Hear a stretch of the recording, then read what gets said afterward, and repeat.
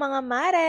For today's ganap nga ay magse-celebrate nga ako ng 100k followers. Hihi! Dito nga ako magse-celebrate ng 100k followers sa bukid sa 36. Dahil birthday nga din ni Budoy yung kasama namin sa bukid. Ang bilis ng mga pangyayari mga mare, hindi ko din talaga ine-expect na abot ako agad ng 100k followers. Sobrang nag-trending nga yung ginawa kong mga videos. Yung isang video ko umabot pa ng 15.6 million sa loob lang ng isang araw. O, diba? Bongga. Mabuti na lang at nauso yung fairy walk na yan, syuta. Thank you sa mga kapatid ko na nag-sponsor ng cake ko. Especially kay Eileen. Sabi ko, saka na mag-cake kapag nag 200k followers na. Hindi nga sila pumayag kasi yung iba nga daw 10k followers may pa-cake na. Syempre, sino ba naman ako para humindi?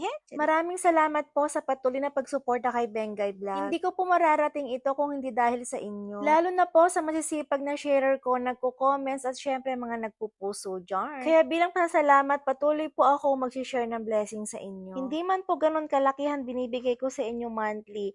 Malay nyo sa susunod madoble na. Aray. At syempre sa family ko, mga friends ko na lagi nakasupport sa akin, maraming salamat sa inyo. Sa mga sponsors ko na lagi nakasupport sa akin, tuwing live ko at pag may tinutulungan ako, andyan kayo palagi para magbigay ng suporta. I-bless pa sana tayo ni Lord para mas marami pa tayong matulungan. At dahil 100k followers na nga tayo mga mare, sinurpresa nga rin ako ng kaibigan ko na galing ng Canada. Siya nga si Lovely Henderson mga mare at isa nga rin siya sa sponsor ko. Gusto nga raw niya makita kung saan ako nag-fairy walk, kaya naman inilibot namin siya sa 36. At nung nakita niya kung saan ako nag-fairy walk, ay tawang-tawa yan friend. Inantay na din namin yung sunset para mag-picture-picture kami. Kung sunset lover ka, puntahan mo na to paghapon. Sobrang ganda mga mare. At nagsama naman po ang dalawang kabugera. Happy 100k followers to me!